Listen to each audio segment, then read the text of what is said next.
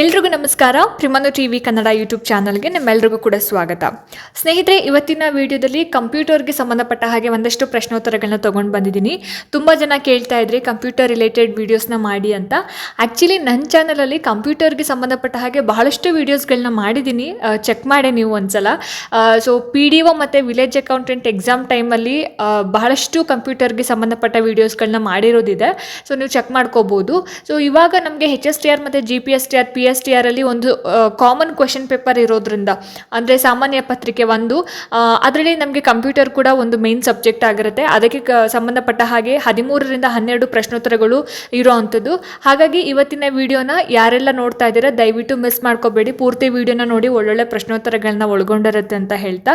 So ಬನ್ನಿ, ಜಾಸ್ತಿ ತಡ ಮಾಡೋದು ಬೇಡ, ಆದಷ್ಟು ಬೇಗ ಇವತ್ತಿನ ವಿಡಿಯೋದ ಮೊದಲನೇ ಪ್ರಶ್ನೆ ಏನಿದೆ ಅಂತ ನೋಡ್ಕೊಂಬರೋಣ. ಸ್ನೇಹಿತರೆ, ಮೊದಲನೇ ಪ್ರಶ್ನೆ ನೋಡಿ ಈ ರೀತಿ ಇದೆ. ಸಿ ಪ್ರೋಗ್ರಾಮಿಂಗ್ನಲ್ಲಿ ಐಡೆಂಟಿಫೈಯರ್ಸ್ಗಳನ್ನು ಈ ಕೆಳಗಿನವುಗಳಿಗೆ ಹೆಸರಿಸಲು ಡ್ಯಾಶ್ ಅಂತ ಕೇಳಿದ್ದಾರೆ, ಯಾವ್ದು ಬೇಕು ಅಂತ. ಸೊ ಆಪ್ಷನ್ಸ್ಗಳನ್ನ ನೋಡೋದಾದರೆ ವೇರಿಯೇಬಲ್ಸ್, ಅರೇಸ್, ಫಂಕ್ಷನ್ಸ್, ಮೇಲಿನ ಎಲ್ಲವೂ ಅಂತ ಇದೆ. ಸರಿಯಾಗಿರುವಂತಹ ಉತ್ತರ ಏನಿರ್ಬೋದು ಹಾಗಾದರೆ ಈ ಒಂದು ಪ್ರಶ್ನೆಗೆ ಅಂತ ಹೇಳಿದ್ರೆ ಆಪ್ಷನ್ ಡಿ ಏನಿದೆಯಲ್ಲ, ಮೇಲಿನ ಎಲ್ಲವೂ ಅನ್ನೋದು ಸರಿಯಾಗಿರುವಂತಹ ಉತ್ತರ ಆಗಿರುತ್ತೆ. ನೆಕ್ಸ್ಟ್ ಕ್ವೆಶನ್, ಎರಡನೇ ಪ್ರಶ್ನೆ ನೋಡಿ ಇಲ್ಲಿ. MS Excel ಸೆಲ್ನಲ್ಲಿ ಇರುವಂತಹ ಟೆಕ್ಸ್ಟ್ ರ್ಯಾಪ್ ಮಾಡೋದಕ್ಕೆ ಉಪಯೋಗಿಸುವ ಕೀಗಳು ಯಾವುದು ಅಂತ ಪ್ರಶ್ನೆ ಕೇಳಿದ್ದಾರೆ. ಪ್ರಶ್ನೆ ಇನ್ನೊಂದ್ಸಲ, MS Excelನಲ್ಲಿ ಸೆಲ್ ಅಂದರೆ ಕಾಲಮ್ಸ್ ಎಲ್ಲ ಬರುತ್ತಲ್ಲ, ಸೊ ಅದರಲ್ಲಿ ಒಂದು ಬಾಕ್ಸ್ನ ನಾವು ಸೆಲ್ ಅಂತ ಹೇಳಿ ಕರಿತೀವಿ MS Excelನಲ್ಲಿ. ಸೊ ಟೆಕ್ಸ್ಟ್ ರ್ಯಾಪ್ ಮಾಡೋದಕ್ಕೆ ಬಳಸುವಂತಹ ಕೀಗಳು ಯಾವುದು ಅನ್ನೋದು ಪ್ರಶ್ನೆ ಆಗಿದೆ. ಸೊ ಇದಕ್ಕೆ ಆಯ್ಕೆಗಳು ನೋಡಿ ಇಲ್ಲಿ. Ctrl+Enter, Alt+Enter, Shift+Enter, ಇವುಗಳಲ್ಲಿ ಯಾವುದೂ ಅಲ್ಲ ಅಂತ ಇದೆ. ಸರಿಯಾಗಿರುವಂತಹ ಉತ್ತರ ಏನಿರ್ಬೋದು ಹಾಗಾದರೆ ಈ ಪ್ರಶ್ನೆಗೆ ಆಪ್ಷನ್ ಬಿ ಇದೆ ಅಲ್ಲ, Alt+Enter ಅಂತ. ಸೊ MS Excelನಲ್ಲಿ ಸೆಲ್ನಲ್ಲಿ ಇರುವಂತಹ ಟೆಕ್ಸ್ಟ್ ರ್ಯಾಪ್ ಮಾಡೋದಕ್ಕೆ ಬಳಸುವಂತಹ ಕೀಗಳು ಅಂತ ಬಂದಾಗ Alt+Enter ಅನ್ನೋದನ್ನು ನಾವು ಟೈಪ್ ಮಾಡಬೇಕಾಗತ್ತೆ. ನೆಕ್ಸ್ಟ್ ಮುಂದಿನ ಒಂದು ಪ್ರಶ್ನೆ, ಮೂರನೇ ಪ್ರಶ್ನೆ ಈ ರೀತಿ ಇದೆ. MAN ನ ಮುಖ್ಯ ಲಕ್ಷಣಗಳು ಏನು ಅಂತ ಕೇಳಿದ್ದಾರೆ. ಸೊ ಲ್ಯಾನ್, ವ್ಯಾನ್, ಮ್ಯಾನ್ ಕೇಳಿದ್ದೀರಾ ಅಲ್ವಾ, ಅದ್ರ ಬಗ್ಗೆ ಕೇಳಿರೋವಂಥದ್ದು. MAN ನ ಮುಖ್ಯ ಲಕ್ಷಣ ಏನು ಅಂತ.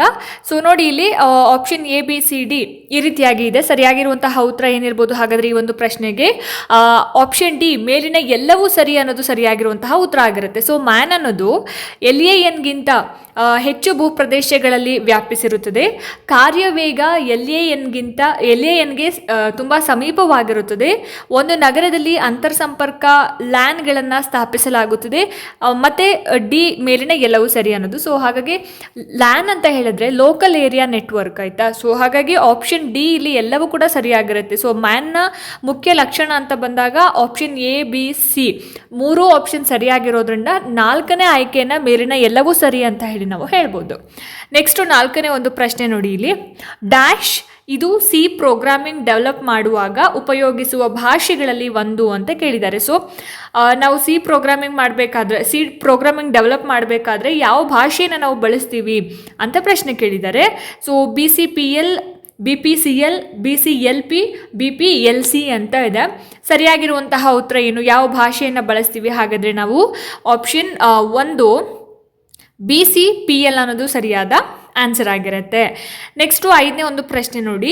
ಎನ್ಕೋಡಿಂಗ್ ಹಾಗೂ ಡಿಕೋಡಿಂಗ್ ಮೆಸೇಜ್ಗಳ ಟೆಕ್ನಿಕ್ಕನ್ನು ಡ್ಯಾಶ್ ಎಂದು ಕರೆಯುತ್ತಾರೆ ಅಂತ ಪ್ರಶ್ನೆ ಕೇಳಿದ್ದಾರೆ. ಸೊ ಎನ್ಕೋಡಿಂಗ್ ಮತ್ತು ಡಿಕೋಡಿಂಗ್ ಅನ್ನೋದು ಗೊತ್ತಿರೋ, ಕೋಡಿಂಗ್, ಡಿಕೋಡಿಂಗ್. ಸೊ ಇದನ್ನು ನಾವು ಏನಂತ ಹೇಳಿ ಕರಿತೀವಿ, ಮೆಸೇಜ್ಗಳ ಒಂದು ಟೆಕ್ನಿಕ್ಕನ್ನು ನಾವು ಏನಂತ ಹೇಳಿ ಕರಿತೀವಿ ಅಂತ ಪ್ರಶ್ನೆ. ಸೊ ಆಯ್ಕೆಗಳು ಬಯೋಗ್ರಫಿ, ಕ್ರಿಪ್ಟೋಗ್ರಫಿ, ಮೋನೋಗ್ರಫಿ ಹಾಗೆ ಡೆಮೋಗ್ರಫಿ ಅಂತ ಇದೆ. ಏನಿರ್ಬೋದು ಆನ್ಸರ್ ಹಾಗಾದರೆ ಇದಕ್ಕೆ? ಎಸ್, ಆಪ್ಷನ್ ಬಿ ನೋಡಿ ಇಲ್ಲಿ, ಕ್ರಿಪ್ಟೋಗ್ರಫಿ ಅಂತ ಹೇಳಿ ಕರಿತೀವಿ. ಸೊ ಎನ್ಕೋಡಿಂಗ್ ಮತ್ತು ಡಿಕೋಡಿಂಗ್ ಮೆಸೇಜ್ಗಳ ಒಂದು ಟೆಕ್ನಿಕ್ಕನ್ನು ನಾವೇನಂತ ಹೇಳಿ ಕರಿತೀವಿ, ಕ್ರಿಪ್ಟೋಗ್ರಫಿ ಅಂತ ಹೇಳಿಬಿಟ್ಟು ಆಪ್ಷನ್ ಬಿ ಸರಿಯಾಗಿರುವಂತಹ ಆನ್ಸರ್ ಆಗಿರುತ್ತೆ. ನೆಕ್ಸ್ಟು ಆರನೇ ಒಂದು ಪ್ರಶ್ನೆ. 16 ಬಿಟ್ ಕಂಪ್ಯೂಟರ್ನ ಇಂಟೀಜರ್ನ ರೇಂಜ್ ಏನು ಅಂತ ಕೇಳಿರೋ ಅಂಥದ್ದು. ಸೊ ಇಲ್ಲಿ ಆಯ್ಕೆಗಳು ಈ ರೀತಿಯಾಗಿ ಕೊಟ್ಟಿದ್ದಾರೆ. Option A, B, C, D. ಸರಿಯಾಗಿರುವಂತಹ ಉತ್ತರ ಏನಿರ್ಬೋದು ಹಾಗಾದರೆ ಈ ಒಂದು ಪ್ರಶ್ನೆಗೆ?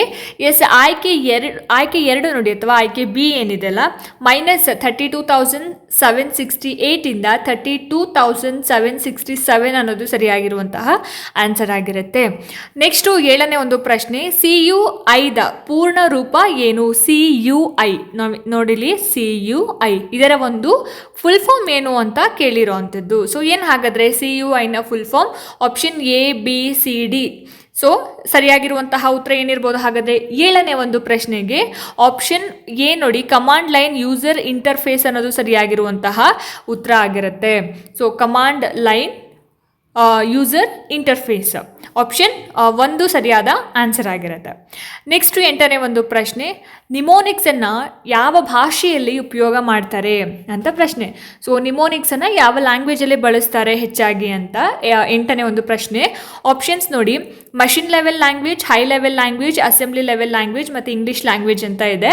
ಸರಿಯಾಗಿರುವಂತಹ ಉತ್ತರ ಏನಿರ್ಬೋದು ಹಾಗಾದರೆ?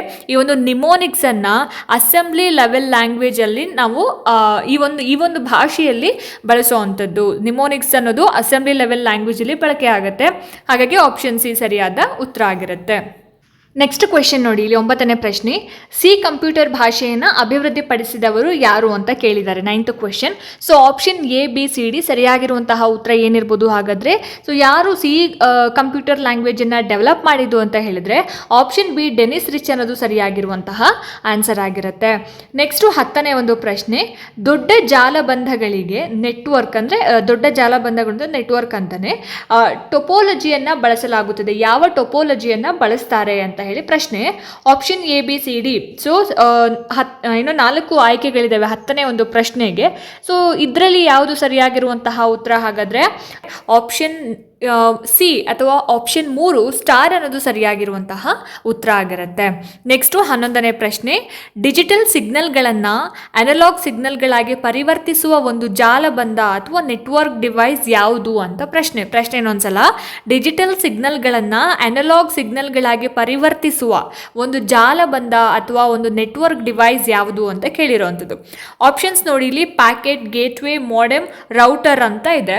ಸೊ 11ನೇ ಪ್ರಶ್ನೆಗೆ ಸರಿಯಾಗಿರುವಂತಹ ಉತ್ತರ ಏನಿರ್ಬೋದು ಹಾಗಾದರೆ? ಎಸ್, ಆಯ್ಕೆನ ಗೆಸ್ ಮಾಡಿದ್ದೀರಾ ಅಲ್ವಾ? ನಿಮ್ಮ ಆಪ್ಷನ್ಸ್ ಸಿ ಏನಿದೆ ಅಲ್ಲ, ಇದು ಸರಿಯಾದ ಆನ್ಸರ್ ಆಗುತ್ತೆ, ಮೋಡೆಮ್ ಅನ್ನೋದು.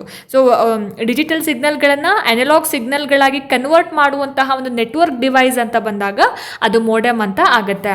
ನೆಕ್ಸ್ಟು 12ನೇ ಒಂದು ಪ್ರಶ್ನೆ ನೋಡಿ, ಇಲ್ಲಿ ಈ ರೀತಿ ಇದೆ.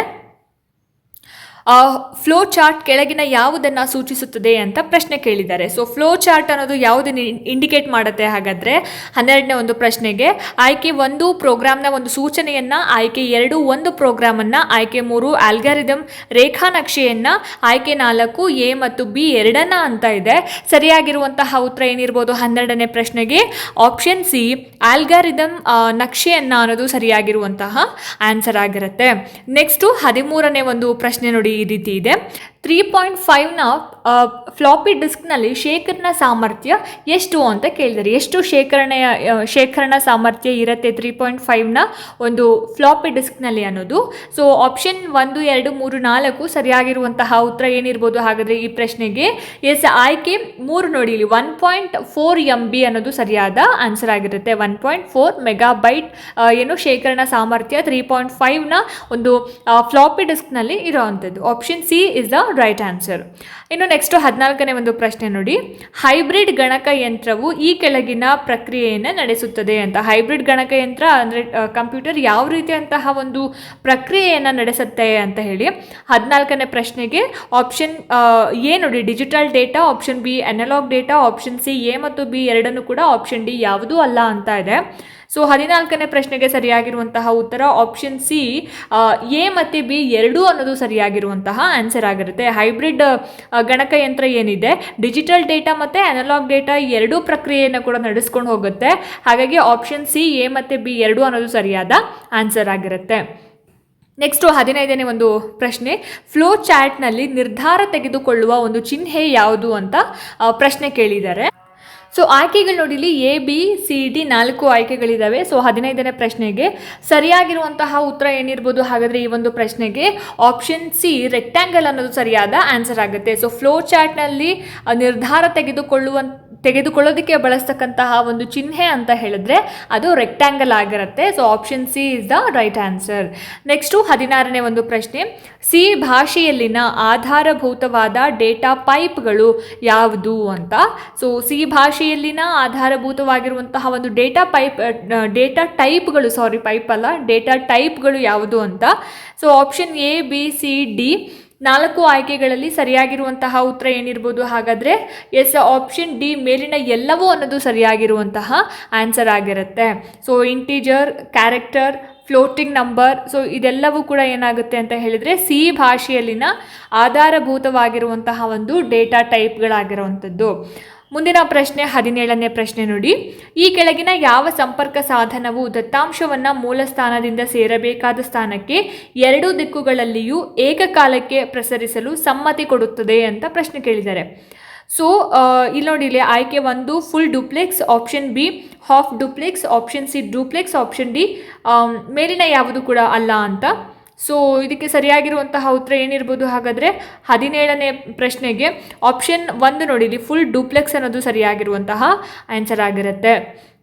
18ನೇ ಒಂದು ಪ್ರಶ್ನೆ, SIM ಸಿಮ್ ಕಾರ್ಡ್ನಲ್ಲಿ ಇರುವಂತಹ SIMನ ಪೂರ್ಣ ವಿಸ್ತೃತ ರೂಪ ಏನು ಅಂತ ಕೇಳ್ತಾ ಇದ್ದಾರೆ. ಅಂದರೆ ಸಿಮ್ ಕಾರ್ಡ್ ಎಲ್ಲರಿಗೂ ಗೊತ್ತೇ ಇದೆ. ಸೊ ಸಿಮ್ ಕಾರ್ಡ್ನ ಒಂದು ಫುಲ್ ಫಾರ್ಮ್ ಏನು ಅನ್ನೋದೇ ಪ್ರಶ್ನೆ. ಸೊ ಆಯ್ಕೆ ನೋಡಿ, ಇಲ್ಲಿ 1, 2, 3, 4 ಸರಿಯಾಗಿರುವಂತಹ ಉತ್ತರ ಏನಿರ್ಬೋದು ಹಾಗಾದರೆ 18ನೇ ಪ್ರಶ್ನೆಗೆ. ಸೊ ಇಲ್ಲಿ ನೋಡಿ, ಇಲ್ಲಿ ಆಪ್ಷನ್ ಬಿ ನೋಡಿ, ಇಲ್ಲಿ ಸಬ್ಸ್ಕ್ರೈಬರ್ ಐಡೆಂಟಿಫಿಕೇಷನ್ ಮಾಡ್ಯೂಲ್ ಅನ್ನೋದು ಸಿಮ್ನ ಒಂದು ಫುಲ್ ಫಾರ್ಮ್ ಆಗಿರುತ್ತೆ. ನಾವೆಲ್ಲರೂ ಕೂಡ ಸಿಮ್ನ ಬಹಳಷ್ಟು ವರ್ಷಗಳಿಂದ ಬಳಸ್ತಾ ಇದ್ರು ಕೂಡ ಎಷ್ಟೋ ಜನಕ್ಕೆ ಸಿಮ್ ಅನ್ನುವಂತಹ ಒಂದು ಪದದ ಫುಲ್ ಫಾರ್ಮ್ ಗೊತ್ತಿರೋದಿಲ್ಲ. ಸೊ ಸಿಮ್ ಅಂತ ಹೇಳಿದ್ರೆ ಸಬ್ಸ್ಕ್ರೈಬರ್ಸ್ ಐಡೆಂಟಿಫಿಕೇಷನ್ ಮಾಡ್ಯೂಲ್ ಅಂತ ಹೇಳಿ ಆಪ್ಷನ್ ಬಿ ಸರಿಯಾದ ಆನ್ಸರ್ ಆಗಿರುತ್ತೆ. ನೆಕ್ಸ್ಟು 19ನೇ ಒಂದು ಪ್ರಶ್ನೆ ನೋಡಿ, ನೆಟ್ವರ್ಕ್ನಲ್ಲಿ ಡೇಟಾ ಪ್ಯಾಕ್ಗಳನ್ನು ಏಕಕಾಲಕ್ಕೆ ಪ್ರತಿ ಕಂಪ್ಯೂಟರಿಗೂ ಪ್ರಸರಿಸುವ ವಿಧಾನವನ್ನು ಏನಂತ ಹೇಳಿ ಕರೀತಾರೆ ಅಂತ ಪ್ರಶ್ನೆ. ಇನ್ನೊಂದ್ಸಲ, ನೆಟ್ವರ್ಕ್ನಲ್ಲಿ ಡೇಟಾ ಪ್ಯಾಕೆಟ್ಗಳನ್ನು ಏಕಕಾಲಕ್ಕೆ ಪ್ರತಿ ಕಂಪ್ಯೂಟರಿಗೂ ಪ್ರಸರಿಸುವ ಒಂದು ವಿಧಾನವನ್ನು ಏನಂತ ಹೇಳಿ ಕರೀತಾರೆ ಅಂತ ಹೇಳಿ ಪ್ರಶ್ನೆ. ಸೊ ಆಪ್ಷನ್ 1, 2, 3, 4 ಸರಿಯಾಗಿರುವಂತಹ ಉತ್ತರ ಏನು ಹಾಗಾದರೆ ಈ ಒಂದು ಪ್ರಶ್ನೆಗೆ ಎಸ್, ಆಯ್ಕೆ 1 ಬ್ರಾಡ್ಕಾಸ್ಟಿಂಗ್ ಅನ್ನೋದು ಸರಿಯಾದ ಆನ್ಸರ್ ಆಗಿರುತ್ತೆ. ಬ್ರಾಡ್ಕಾಸ್ಟಿಂಗ್ ಆಪ್ಷನ್ಗೆ. ನೆಕ್ಸ್ಟು 20ನೇ ಒಂದು ಪ್ರಶ್ನೆ ನೋಡಿ, ಇಲ್ಲಿ ಸಿ ಎಡಿಟರ್ನಲ್ಲಿ ಒಂದು ಸಿ ಕಾರ್ಯಕ್ರಮವನ್ನು ಬೆರಳಚ್ಚು ಮಾಡಿದ ಮೇಲೆ ಏನಾಗತ್ತೆ ಅಂತ ಪ್ರಶ್ನೆ. ಸೊ ಆಯ್ಕೆಗೆ ನೋಡಿ, ಕಾರ್ಯಕ್ರಮ ಕಂಪೈಲ್ ಆಗುತ್ತೆ, ಕಾರ್ಯಕ್ರಮ ಎಕ್ಸಿಕ್ಯೂಟ್ ಆಗುತ್ತೆ, ಆಪ್ಷನ್ ಸಿ ಮೊದಲು ಎ ನಂತರ ಬಿ, ಅಂದರೆ ಫಸ್ಟು ಕಂಪೈಲ್ ಆಗುತ್ತೆ ಆಮೇಲೆ ಎಕ್ಸಿಕ್ಯೂಟ್ ಆಗುತ್ತೆ ಅಂತ ಈ ಒಂದು ಆಪ್ಷನ್ನ ಅರ್ಥ. ಆಪ್ಷನ್ ಡಿ ಮೇಲಿನ ಯಾವುದೂ ಅಲ್ಲ ಅಂತ ಇದೆ. ಸೊ ಸರಿಯಾಗಿರುವಂತಹ ಉತ್ತರ ಏನಿರ್ಬೋದು ಹಾಗಾದರೆ ಈ ಒಂದು ಪ್ರಶ್ನೆಗೆ 20ನೇ ಪ್ರಶ್ನೆಗೆ ಆಪ್ಷನ್ ಸಿ ನೋಡಿಲಿ ಮೊದಲು ಎ ನಂತರ ಬಿ ಅಂತ. ಅಂದರೆ ಕಾರ್ಯಕ್ರಮ ಮೊದಲು ಕಂಪೈಲ್ ಆಗುತ್ತೆ ಆಮೇಲೆ ಕಾರ್ಯಕ್ರಮ ಎಕ್ಸಿಕ್ಯೂಟ್ ಆಗುತ್ತೆ ಅನ್ನೋದು ಸರಿಯಾಗಿರುವಂತಹ ಆನ್ಸರ್ ಆಗಿರುತ್ತೆ. ಸೊ ನೋಡಿದ್ರಲ್ಲ ಸ್ನೇಹಿತರೆ, ಇದಾಗಿತ್ತು ಇವತ್ತಿನ ಕಂಪ್ಯೂಟರ್ಗೆ ಸಂಬಂಧಪಟ್ಟ ಹಾಗೆ ಒಂದಷ್ಟು ಪ್ರಶ್ನೋತ್ತರಗಳು. ಸೊ ಈ ವಿಡಿಯೋ ನಿಮಗೆ ಇಷ್ಟ ಆಯಿತು ಅಂತ ಅಂದ್ಕೊಳ್ತೀನಿ, ಅನುಕೂಲ ಆಯಿತು ಅಂತ ಕೂಡ ಭಾವಿಸ್ತೀನಿ. ಇಷ್ಟ ಆಯಿತು ಅಂತಂದರೆ ದಯವಿಟ್ಟು ಲೈಕ್ ಮಾಡಿ, ಶೇರ್ ಮಾಡಿ, ಹಾಗೆ ನಿಮ್ಮ ಅನಿಸಿಕೆ ಅಭಿಪ್ರಾಯಗಳೇನೇ ಇದ್ರೂ ಕೂಡ ನನಗೆ ಕಮೆಂಟ್ ಸೆಕ್ಷನಲ್ಲಿ ತಿಳಿಸಿ ಅಂತ ಹೇಳ್ತಾ, ಇದೇ ರೀತಿ ಹೆಚ್ಚಿನ ವೀಡಿಯೋಸ್ಗಳಿಗೋಸ್ಕರ ನಿರಂತರವಾಗಿ ನನ್ನ ಚಾನಲನ್ನು ನೋಡ್ತಾ ಇರಿ. ಮುಂದಿನ ವೀಡಿಯೋಸ್ಗಳಲ್ಲಿ ನಾನು ನಿಮಗೆ ಸಿಗ್ತೀನಿ. ಅಲ್ಲಿ ತನಕ ಎಲ್ರಿಗೂ ನಮಸ್ಕಾರ.